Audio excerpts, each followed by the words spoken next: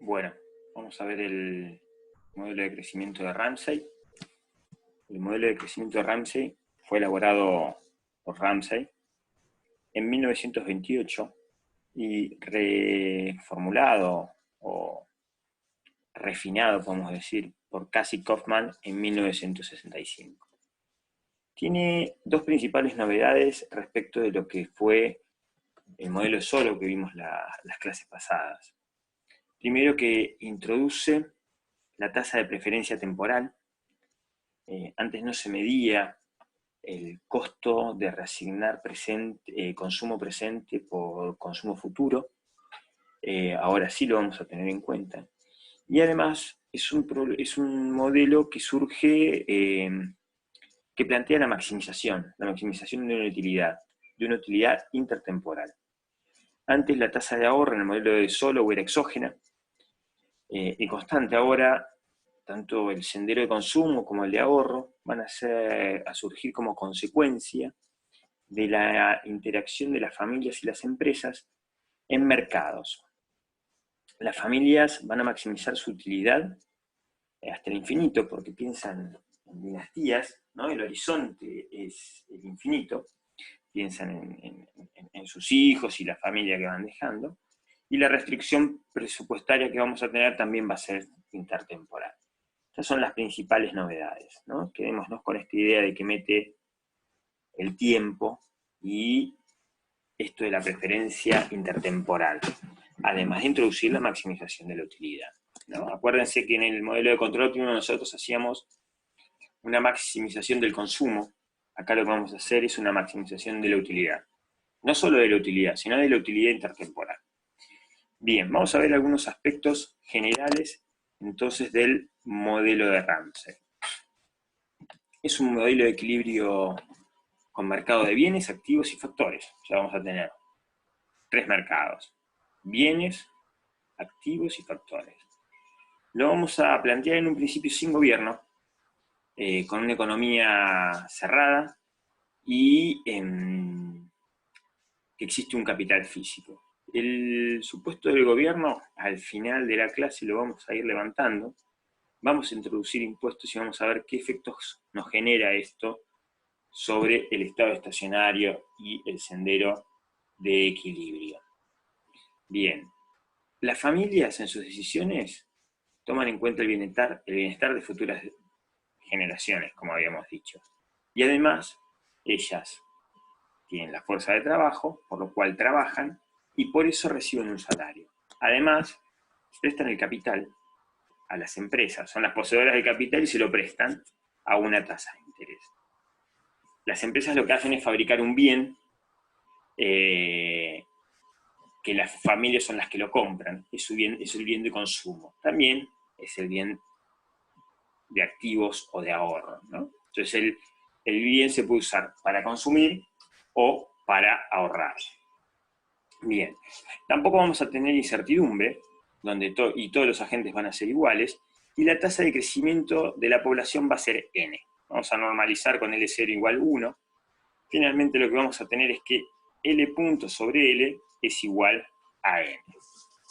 Bien, ¿cuál es el problema de las familias? Familias van a tener unas preferencias como se las muestro acá, ¿no? Donde la utilidad es la sumatoria de utilidades instantáneas descontadas a una tasa ROE, ¿no? Como lo vemos acá. El horizonte intertemporal va a ser infinito, como habíamos dicho, se piensa en las dinastías siguientes. Y entonces lo que tenemos es que RO representa, aunque las familias sean altruistas, una preferencia sobre el consumo en el presente respecto del futuro.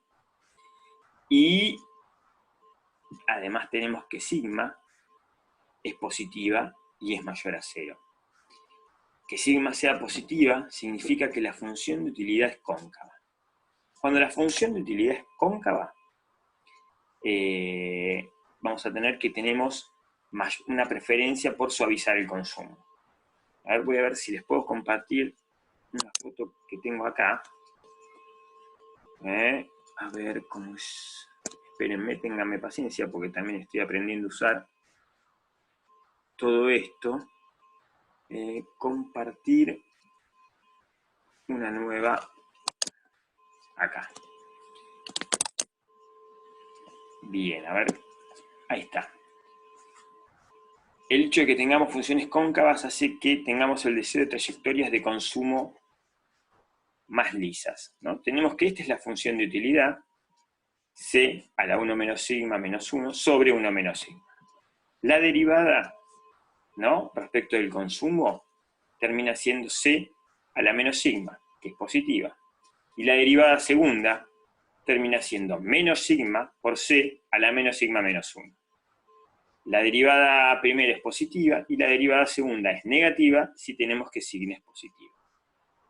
Bien, acá abajo lo que tengo es un gráfico donde muestro la utilidad en el eje vertical y el consumo en el eje horizontal.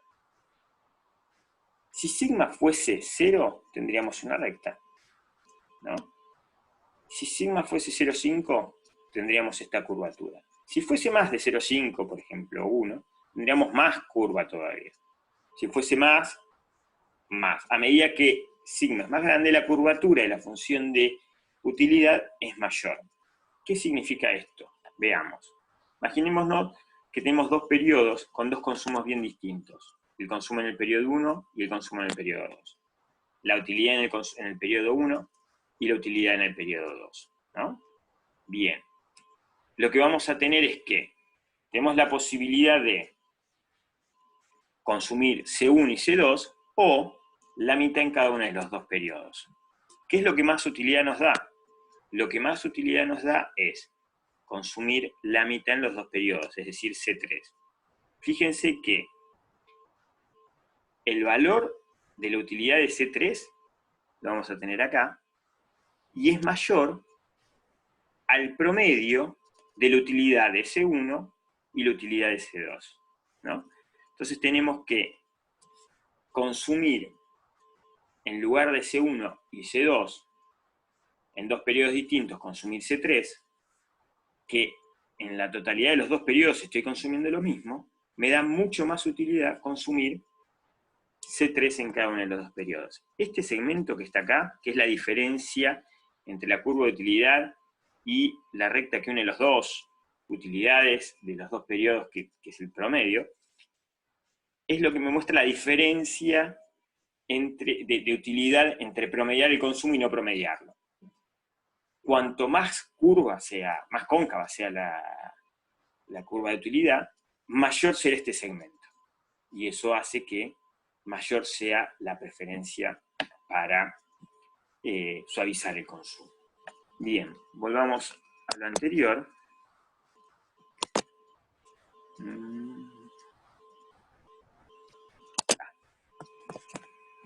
Ahí estamos. Ya habíamos planteado entonces el problema de la familia, con algunas características de la función de utilidad, ¿no? Que tenemos la tasa de descuento, que es ρ, y la elasticidad de sustitución, que ya explicamos bien qué es lo que termina siendo, ¿no? Cuanto mayor es la curvatura y mayor es la preferencia de suavizar el consumo. Bien, la restricción presupuestaria va a estar dada por el movimiento de los activos, que va a ser P grande, punto, va a ser igual a W por L, ¿no? Cuánto obtiene la familia por la remuneración del trabajo, más cuánto obtiene la familia por la remuneración del capital, menos lo que consume. Cuando trabajamos el trabajo per cápita, vamos a tener B chiquita, va a ser igual a B grande sobre L, y por lo tanto B chiquita punto va a terminar siendo igual a W más RB menos C menos NB. Acá tenemos un supuesto, ¿no?, que es que la población es igual al trabajo, para hacerlo todo más fácil, donde no se considera que hubiese desempleo, escolarización, niños, jubilados, todo eso no existe, simplemente para simplificar el problema. Bien, pasemos a el problema de las familias, la resolución. el problema va a ser maximizar esa utilidad sujeta a la restricción presupuestaria, ¿no? Lo que vamos a tener es que la tasa de descuento ahora va a ser la preferencia intertemporal menos la tasa de crecimiento de la población. ¿Por qué? Porque ahora estamos trabajando todo per cápita. Bien, y sujeta a la restricción presupuestaria. Que la utilidad sea acotada, es decir, que esta función que tenemos acá, lo que nos está diciendo es que ρ menos n tiene que ser positivo, porque si no tendríamos una trayectoria explosiva. Si n fuese mayor que ρ, entonces tendríamos una trayectoria explosiva. Bien, planteamos el hamiltoniano y hacemos las condiciones de primer orden. Cuando derivamos respecto del consumo, ¿no?, que es la variable de control, y le igualamos a 0, vamos a tener esta ecuación de acá. Cuando derivamos respecto de la variable de estado, que es b, y le igualamos a menos lambda punto, vamos a tener esto de acá.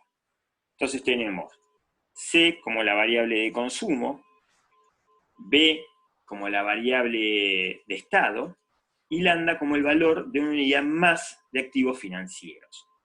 Bien, la primera condición de primer orden, esta que tenemos acá, ¿qué nos está diciendo?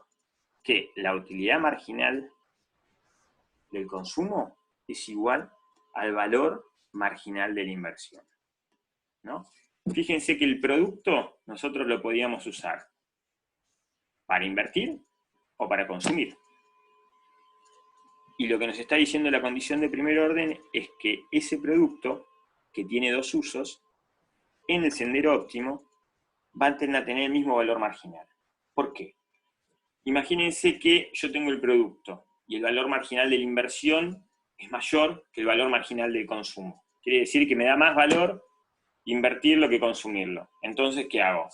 Aumento mi capital y disminuyo mi consumo, ¿no? Y eso lo voy a hacer, entonces el valor marginal de la inversión, como voy aumentando mi capital, va cayendo, el valor marginal del consumo, como voy bajando mi consumo, va subiendo, y se van equilibrando hasta igualarse, ¿no? Yo, en el óptimo, como yo tengo un solo bien que lo puedo usar para cualquiera de las dos cosas, en el óptimo, el uso en esas dos cosas tiene que valer lo mismo para mí. Esto es algo que vamos a ver en forma bastante cotidiana. Bien, ¿qué más tenemos? De acá, de estas condiciones de primer orden, lo que hacemos es, en esta primera ecuación que tengo acá, en la derivada del hamiltoniano respecto del consumo, tomamos logaritmo natural, ¿no? Y derivamos respecto del tiempo. Así vamos a obtener lambda punto sobre L. Lambda punto sobre lambda, que lambda punto sobre lambda es igual a Rn, ¿no? Entonces, a menos R menos N. De ahí, finalmente, vamos a poder obtener la ecuación de Euler, que es C punto sobre C igual a 1 sobre sigma por R menos ρ. Me había olvidado de mencionar la condición de transversalidad, que la condición de transversalidad lo que nos dice es que en el límite de t tendiendo a infinito, es decir, si no hay un periodo más, el stock de activos que yo tengo, o su valor, va a ser 0. ¿Qué quiere decir esto?